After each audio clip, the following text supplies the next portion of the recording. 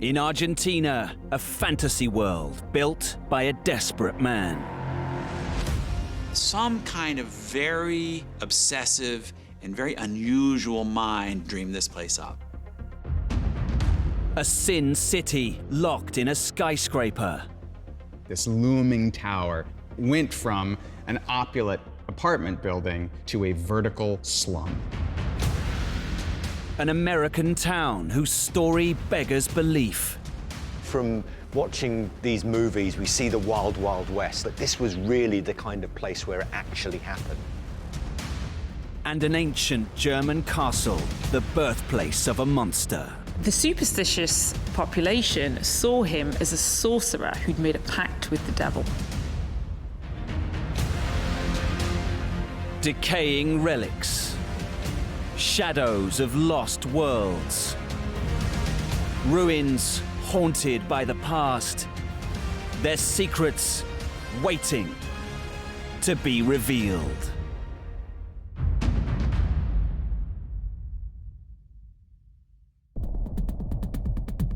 Near the Hillbrow region of Johannesburg, South Africa, is a dystopian ruin with a checkered past.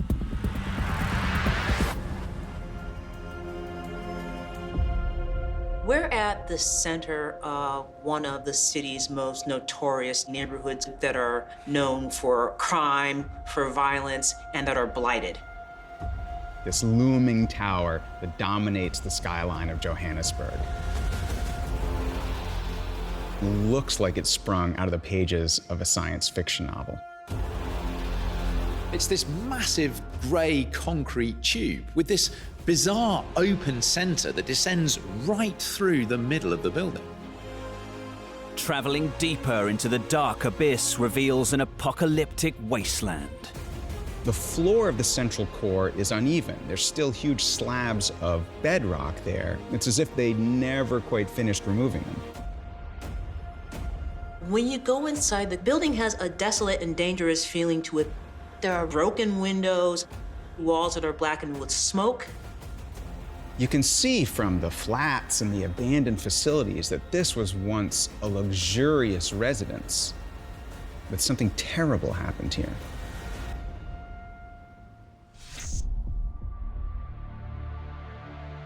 Some of my best moments were actually lying down in the middle of this core here and watching the clouds flow over the top of the building.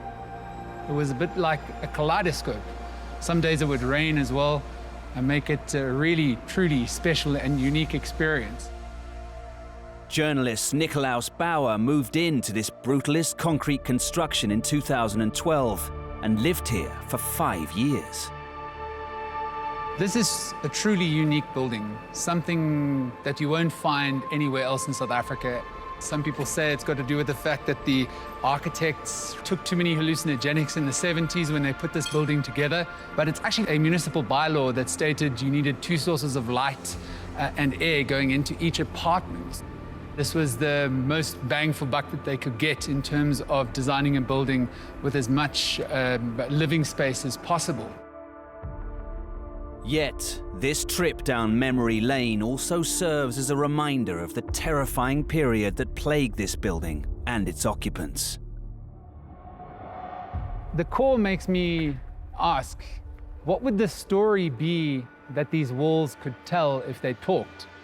But then I often wonder about all the different things that have happened in this building, and I'm really happy that they don't talk. The origins of this ambitious structure reveal a dark side. Its creation dates to a time when the country operated under the shameful apartheid regime. Apartheid-era South Africa is a society in which there are rigid boundaries between racial groups in terms of where one can live, who one can marry, what one can do. And access to the inner part of the city for South Africa's black residents was restricted to those who had work in that area. At this time, the only legal black inhabitants for miles around were live-in domestic workers. Called the Ponte City apartments, This was an exclusive residential complex built for the city's white elite.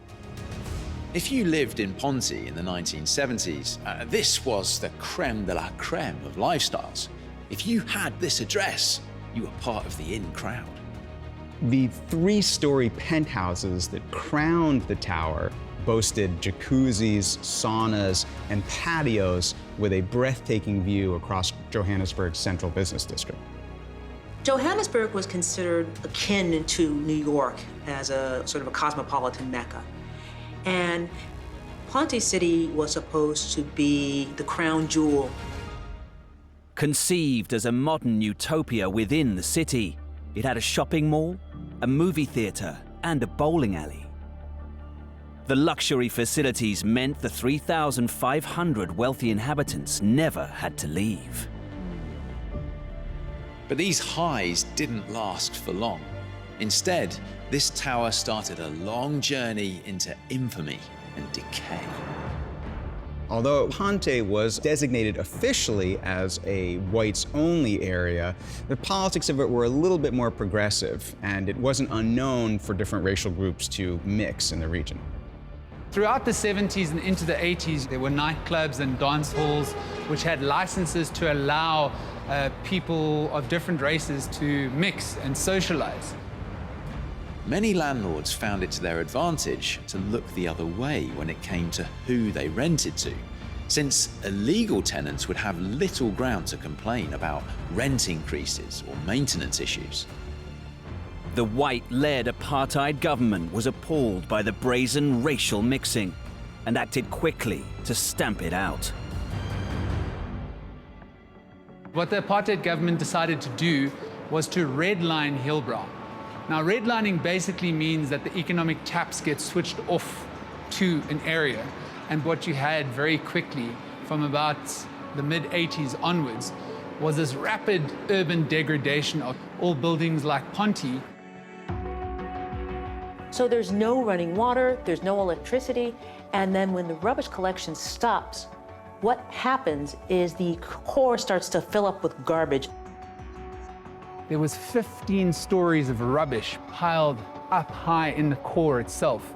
All of the residents decided to throw all of their rubbish and their refuse into the middle of the building, rather than trudge it down however many flights of stairs from their home down to the ground floor. But rubbish was the least of the building's problems.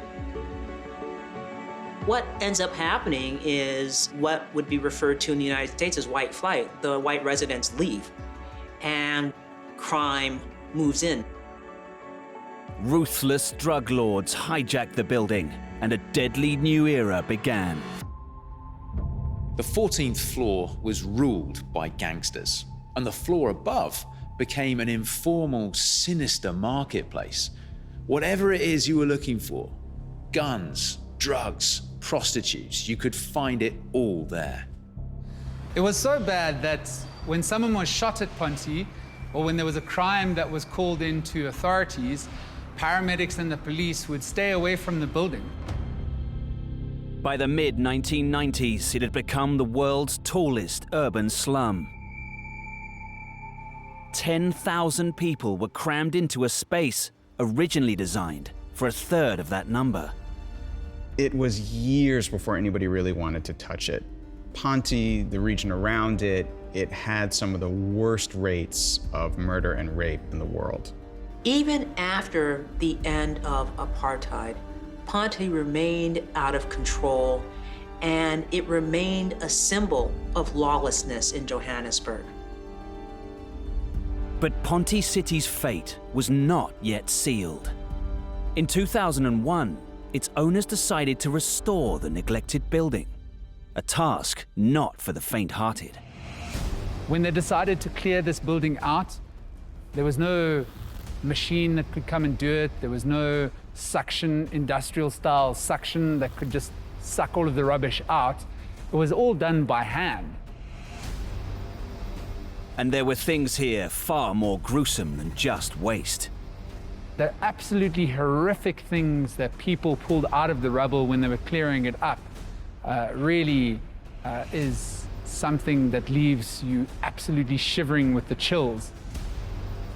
And reportedly, there were 23 corpses found. Now, most of those were rumored to be gang murders, and the others were suicides. But there was still life remaining in the tower. Every single drug dealer, every single criminal, every single sex worker was moved out of the building as the owners of the building tried to turn it around and make it a decent place to stay for inner city residents. So it was around that time that the owners of Ponte Kempston decided to enter into an agreement with developers and turn Ponte into its original incarnation.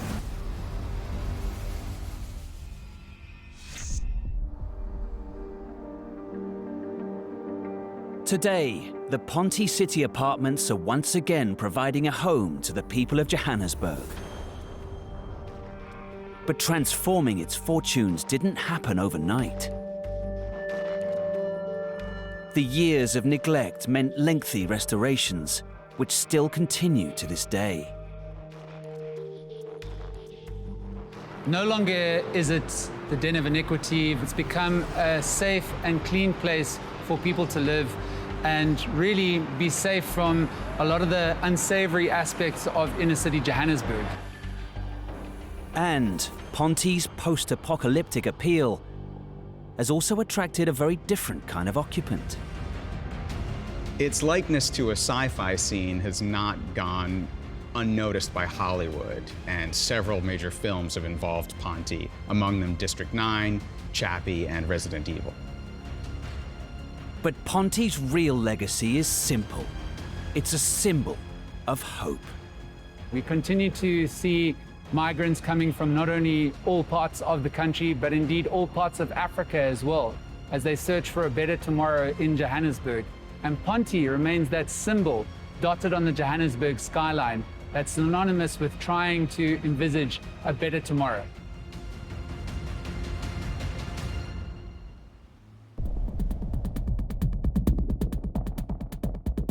In the mountains of Idaho is the scene of a deadly love triangle.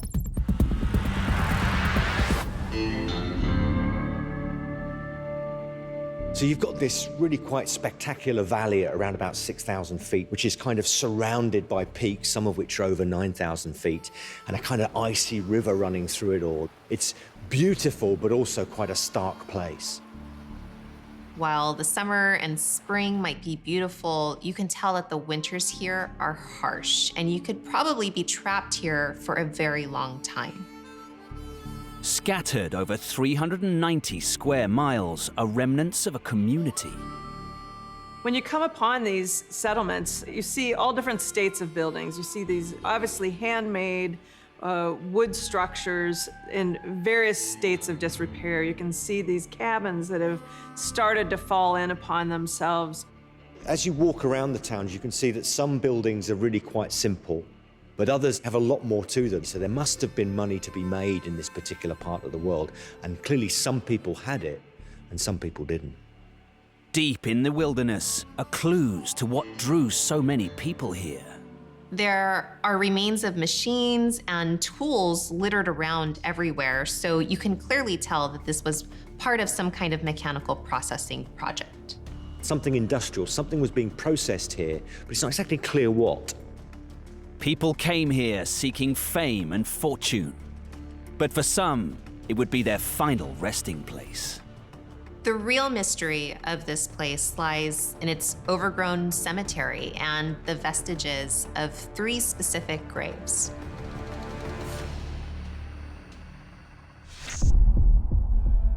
A 150 years ago, this region was empty. But in 1877, one man arrived and founded the town of Bonanza. The first buildings were really simple log structures that people constructed by hand, but it wasn't long before there was a saloon, and soon people from all over started to descend on this area. By the mid-1880s, Bonanza had over 600 people, which is a fairly large community. They have several businesses in the area. They have a dance hall and a marketplace. It also has its own cemetery. Park ranger Larry Gary has been trying to figure out the mystery of Bonanza for decades. So we're going up to what's called a Boot Hill Cemetery. Back in the 1800s, all three of these people in this cemetery were shot. But nobody knows who did the killing. Inside are the headstones of a couple killed on the same day in 1880. The #1 suspect was Bonanza's founder. Many in the community thought he was probably guilty. We don't know. People in the community certainly suspected him. I mean, we all know from watching these movies, we see the wild, wild west. I mean, but this was really the kind of place where it actually happened, and we're seeing the remnants of it. Bonanza is located in a region called Yankee Fork. Its story begins in the era of the cowboy. Around 1866, a group of prospectors came to this area and they were looking for mining opportunities. The one thing that they did leave was the name of this place, Yankee Fork. Yankee because that's what they were, and Fork because this place lies at the fork of the Salmon River. It was in the mountains of Yankee Fork that a discovery was made. What they actually found in the mountain was a kind of vein, a 2 to 3 inch line or vein of material, and that was the actual direct source of the gold. The discovery of gold caught the attention of an entrepreneur. His name was Charles Franklin. In 1877, Charles Franklin decides to go to this place called Yankee Fork. He's going to found this town or city of Bonanza, which of course grabs onto all that romance, all that idea of hope and opportunity to be in a town called Bonanza. First, he built a few houses. Hotels popped up in these small communities. They had to repair tools. We had blacksmith shops. There was other little dress shops and general stores, butcher shops. By 1878, hundreds of people had moved into Yankee Fork. But that summer, a new couple arrived. Their names were Richard and Lizzie King. They moved from England to the States, or to this nation, and eventually made their way into the Yankee Fork Valley. They started out as very sophisticated people and very well-to-do. A home like this, more upper class, if you will, was something that Richard and Lizzie King built and lived in. And across the street, they built a saloon and a large dance hall where they held dances quite frequently. The Kings helped build the town of Bonanza, but its founder, Charles Franklin, had eyes for Lizzie. Lizzie was described as this golden-haired beauty, and it was rumored that she spent lots of time with Franklin, even when her husband wasn't around. And in those days, that meant trouble. On July the 14th, 1879, Lizzie's husband was killed during a fight with a business associate. Lizzie had a real hard time with the death of her husband, but their friend Charles Franklin became even closer to Lizzie. And everybody in Bonanza thought that Charles Franklin and Lizzie King would soon be married. Franklin had a really interesting way of showing his affection because shortly after Lizzie purchased Richard's grave, Franklin decided to buy 2 more plots nearby, one for him and one for Lizzie. But Franklin's amorous advances didn't work. Lizzie was smitten with another man. She actually ended up falling in love with a car dealer at the saloon that she operated, Robert Hawthorne. And the two were married shortly thereafter, but it only lasted 6 days.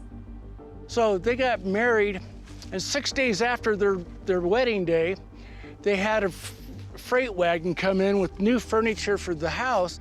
A few seconds later, there was 2 gunshots.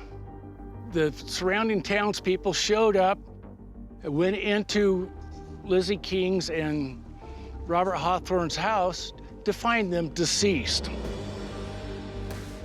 The rumor that went around the town, of course, was that Charles Franklin, in a fit of jealous rage, had killed them both.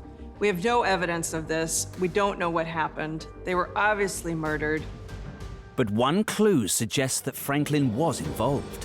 When Charles Franklin had Lizzie and her new husband's headstones made, instead of putting their death date on those headstones, he instead put the date of their wedding, which had been 6 days earlier. After Lizzie and her second husband were buried, Charles Franklin left the town he had founded. Obviously, people were suspicious that Franklin had murdered Lizzie and her husband in a fit of jealous rage, but it couldn't be proven.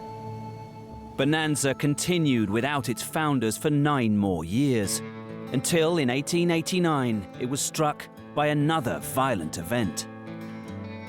But this time, it was a natural force that rocked the town. Unfortunately, fires strike Bonanza. Just too much of the town is destroyed, and many of those business owners just move 2 miles down the road to Custer, and Bonanza quickly falls into disrepair. Shortly after, the Yankee Forks gold dried up. Everyone abandoned the town, and the buildings were reclaimed by nature.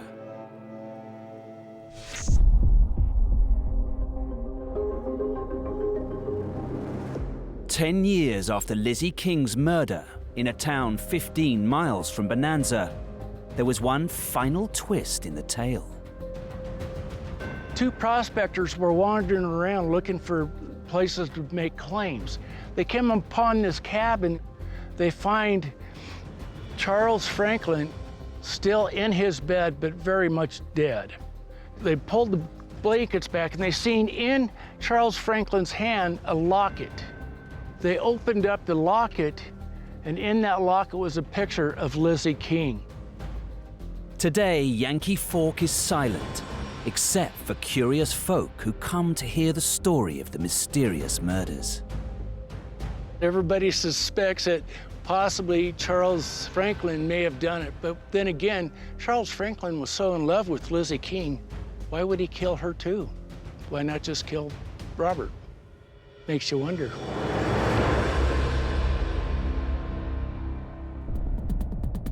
In a suburb of Buenos Aires, a peculiar-looking town appears to belong in a fairy tale world.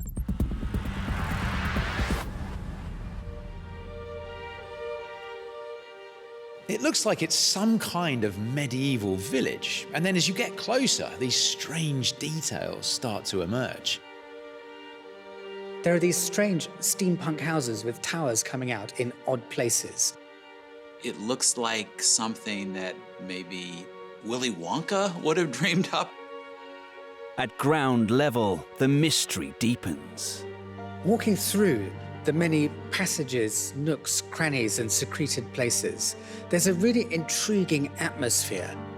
It feels kind of like a film set in that everything is sort of artificial, but it's built to last. I mean, it's built of stone and wood. It seems so welcoming. But apart from a few stray dogs, there is no one around. Obviously, it's not a place where people really live. They're just big empty spaces. There's no furniture. This is an imaginary idea of a town. In many ways, it's like a cartoon come to life. It doesn't quite feel like it's the real world.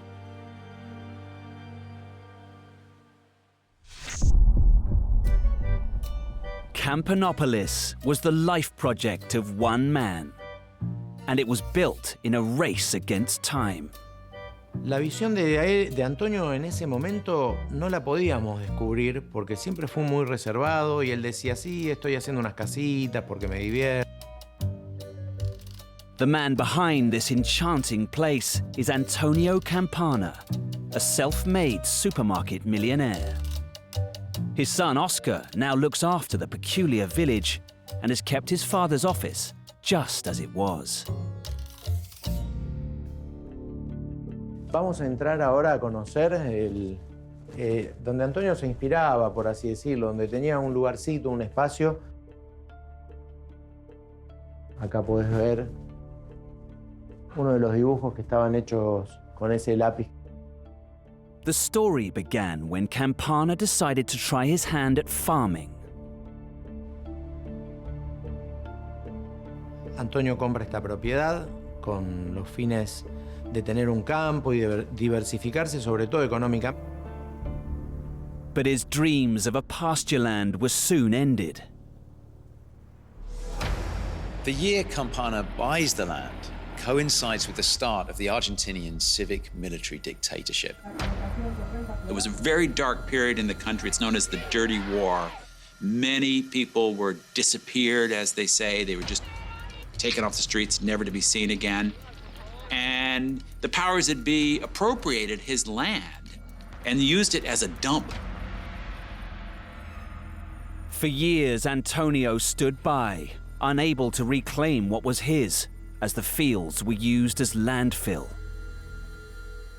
But some terrible personal news inspired him to fight back. Un problema de salud que le hace dar un giro inesperado en su vida. Diagnosed with tonsil cancer, he was given just a few years to live. En ese momento, Antonio decide dejar sus trabajos, sus empresas, y comienza a hacer este camino de recuperación de las tierras primero. So Antonio Campana took on the fight, and even though it took years, he eventually won his battle against the government. He now had to clear 70 million cubic feet of rubbish. Y ahí fue cuando nos devuelven el lugar, hecho una quema, le llamamos acá, que venía la gente, los hombres que venían con carros a buscar pedazos de metal. Campana realized that the land was no longer suitable for cattle grazing. He had to find a new use for the land. Campanopolis is a hoarder's paradise, and it feels like a window into Campana's unfathomable mind. But exploring the town, it is still possible to piece together the jigsaw and find clues to the method behind the apparent madness. Antonio lo que fue recuperarlo todo eso, y en vez de tirarlo a un pozo, armar este paseo que pueden ver ustedes, que está ayornado con unas columnas que eran de señaleros de ferrocarriles. At the time, they were ripping up a lot of railroads, so he was able to get a lot of railroad equipment and other materials from that process. But Campana was thinking big, and it would take more than railroad equipment to fulfill his new ambition. Maybe going through this ordeal made Campana acutely aware of all the waste we accumulate as humans. Maybe he just found lots of treasures as he was clearing up the site. Either way, his plans changed from farming to creating a town made from upcycled and recycled materials. He scoured the nearby capital and found a treasure trove of materials, much of it with origins from further afield. Los barcos grandes viajaban con grano y para no volver sin lastre, volvían con todos estos tipos de elementos, con vías, con señales de ferrocarriles, con unas cúpulas, con unos puentes, con unas maravillas que... Si uno recorre la ciudad de Buenos Aires y nuestro país, está lleno de cosas de Europa, de los ingleses, de los españoles. Campana was lucky. At the time, Buenos Aires was going through a big boom of renovation, and many of the older buildings were being knocked down. People were selling off a lot of the old features, architectural moldings, gates, doorways, posts, fence. So Campana went around auctions. His motto was recycling and optimization. But for a dying Campana, the clock was ticking. By the time he began constructing his town in the early 80s, he was already years into his terminal illness. But he powered on undeterred, determined to see his vision become a reality.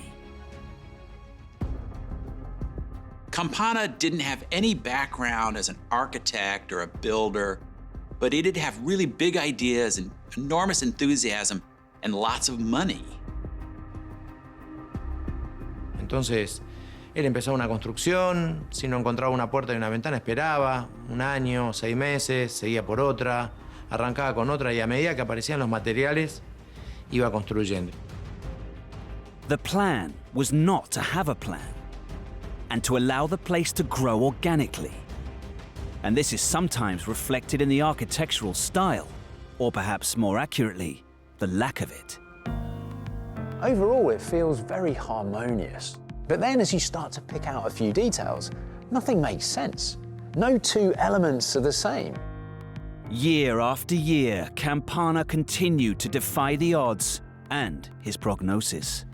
Fortunately for Campana, his doctors were wrong, and that gave him years to keep adding on to his fantasy town, kind of making it up as he went along. He would come up with all kinds of crazy ideas and send his builders to work on it. But over time, he patched together this really remarkable little fantasy land. Acá se trabajaba muchas horas por día, entonces medio que Antonio nos tuvo en vilo a todos cuando había que ir a buscar materiales, cuando había que hacer alguna obra grande. Y pasamos por muchos estados. Cuando estuvo enfermo fue complejo porque tenía alguna enfermedad terminal. Cáncer genera miedo. Pero hubo muchos cambios de ánimo en Campanopolis. Pero era muy divertido. Veníamos siempre también con la familia, con amigos. The 500-acre site evolved into a beacon of sustainability. Campana planted 100,000 trees to accompany the structures, creating a thriving ecosystem on land that was destined for waste. Campana was a visionary, not only for his own times, but also for our times. We are fighting battles of waste and renewability in the world. But even back in the 70s, he was able to conceive of an entire village built really only out of recycled materials. Amazingly, there's almost no plastic in his village. He was a real pioneer of sustainability. In one of those beautiful symmetries, Campana didn't only give life to the village, but the village gave life to him.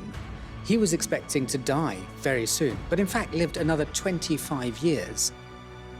Creo lo que lo mantuvo vivo, ¿no? Estos proyectos generalmente, tener cosas en la cabeza son las que te hacen olvidar de las malas y pensar en buenas para seguir vivo, para seguir adelante, ¿no?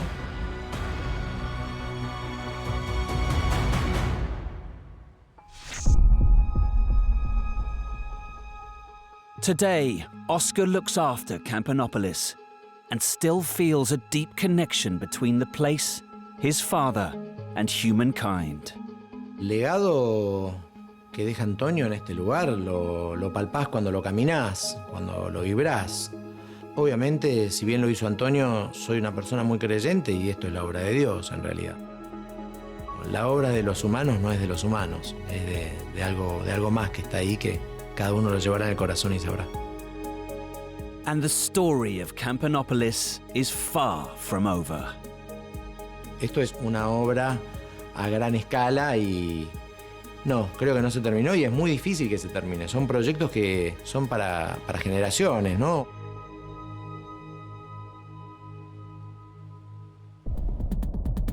In central Germany, at the top of a hill, is a castle with a famous name.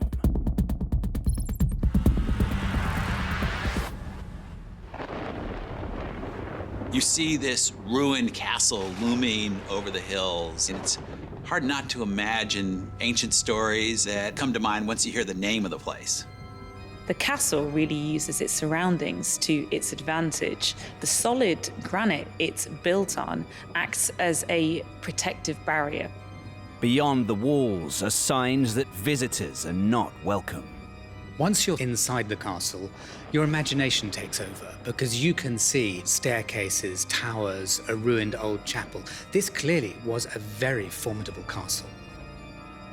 In the center of the castle grounds is a structure that can be seen for miles around.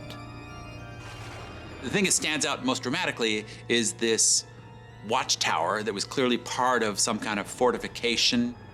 A hilltop castle, high above a dark forest, a setting for any good fairy tale.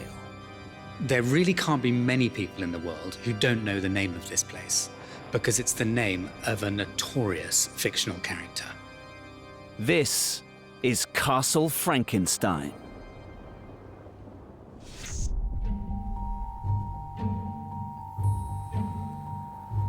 Approaching this place is a journey of the senses, because to get to it, you have to hike through a dense atmospheric forest. Hier ranken sich halt auch viele Märchen. Die Gebrüder Grimm aus Hanau haben halt viele Sagen aufgenommen, haben die Bevölkerung befragt. Ralph Eberhardt has heard all the stories of this castle. Also die ersten namentlich erwähnten war die Familie von Breuberg, die hier oben dann praktisch in dem Supero Castle of Frankenstein erwähnt wurden. Deswegen ist dieser Name Frankenstein eigentlich so der sich die Welt gezogen hat. Also heute lebt auch noch die Familie Frankenstein, die gibt es wirklich tatsächlich noch. Inside the castle's chapel is a statue, but some say it's not a member of the Frankenstein family. Wenn man sich daneben stellt, ist der gute Mann 1,80 Meter groß, also viel zu groß für seine Zeit. Diese Bedeutung, warum man das gemacht hat, oder er war wirklich so groß, das kann ja sein, das entzieht sich meiner Kenntnis, aber das... It is believed the 5'11" statue is of a former resident of the castle who went by the name Johann Conrad Dippel. Dippel was born there in 1673. He came from a long line of Lutheran clergymen, and his father very much wanted young Conrad to follow in the family footsteps, so he undertook the boy's education here in the castle. Dippel grew up in the ways of the church, but he also had an aptitude for science. Und Konrad Dippel war seiner Zeit schon wirklich gedanklich ein großes Stück voraus. Das heißt, er hat sich öfter mit der Kirche angelegt, weil er gesagt hat, zum Beispiel die Erde ist eine Kugel und keine Scheibe. Like many thinkers in that era, he was fascinated by alchemy, the idea that you could somehow chemically transform a base metal like lead into gold, or transform other things. Alchemy wasn't just about making gold. It was about this idea of altering things from a lower state to a higher state. An accident in his lab produced a strange result, a chemical with a blue pigment. He actually shared a workshop with a painter. Now the two tools mixed and this rich blue dye was created. Blue had only been available before then at massive cost. So the sudden availability of blue that was scalable meant it exploded. The Prussian army used it for their uniforms, hence its name, Prussian blue. Prussian blue was great for Dippel's profile, but his fame soon turned to notoriety. Dippel, though, wasn't interested in pigments and paints. His real focus lay in the search for immortality. His quest for eternal life and the strange tests it involved were not to everyone's liking. It seems like Dippel was someone who often kind of freaked out the people around him. There's a lot of stories about people being warned about his experiments, what he was doing. Er hat experimentiert, er hat wohl versucht, das Lebenselixier zu finden. Er hat immer geforscht. Und das hat vielen hier in der Region nicht gepasst, vor allem nicht zu dem christlichen oder damals zeitlichen Gedanken. Dippel's methods combined science with the supernatural. He searched for a way to prevent death by experimenting on the living. Dippel was fixated with ideas about the human soul and its meaning. And in order to experiment with this, he engaged in soul transference. In other words, finding animals and trying to swap one soul from one to another. He also had this idea that if he could boil down animal bones and extract some kind of essence from them, he would have an elixir that would be extremely powerful. After years of work, Dippel made a breakthrough. He produced a substance which he called Dippel's oil. He developed this disgusting, greasy liquid from this process that he believed was a secret to very long life and thought it was something of immense value. Dippel's oil may not have been an elixir of life, But as an insecticide and a weapon of war, it had its uses. At one point, he actually tried to buy the castle by trading it for his formula for his elixir. He also claimed that his elixir would help him live to be 130 years old. But rumors began to circulate that Dipple was experimenting on the corpses of dead people. It's said that he had a particular like for exhuming dead bodies after dark, and he'd try and dig out the fresher bodies because he believed it still contained some of their soul within them. So, dann gibt es einen Gang geben, der direkt runterführt nach Berbach. Gang, den es hier oben geben sollte, auch natürlich dafür gedient haben, Leichenteile zu besorgen. Suspicion still surrounds Dipple's research. And of course, he never won his battle for immortality. Dipple died of a stroke in 1734. But some claimed that he was poisoned because he was so unpopular with the locals. After Dipple's death, Castle Frankenstein faded into obscurity. But in 1814, a young woman was traveling with her fiancé through central Prussia. Her name was Mary Shelley. On that journey, they stopped at Gansheim, which is only 10 miles away from Frankenstein's castle, and you can see the castle from there. It's entirely possible that she heard tales from locals and people in the party of the castle, and even possibly of some of its most notorious inhabitants. 4 years later, Mary Shelley published her debut novel, Frankenstein, or the Modern Prometheus. Mary Shelley's Frankenstein became one of the most iconic horror novels of all time. It has been in reprint all over the world. It was an incredibly visionary piece of work, especially amazing. The woman who wrote it was only 18 years old. Shelley's story about a scientist who made life out of death echoed the legend of Johann Conrad Dipple. For many, Dipple was the original Dr. Frankenstein. It's certainly plausible that some thread of this story was something she picked up along the way. The fact that she used the name Frankenstein for her doctor is one hint. We'll probably never know, but it's certainly fun to think about that connection.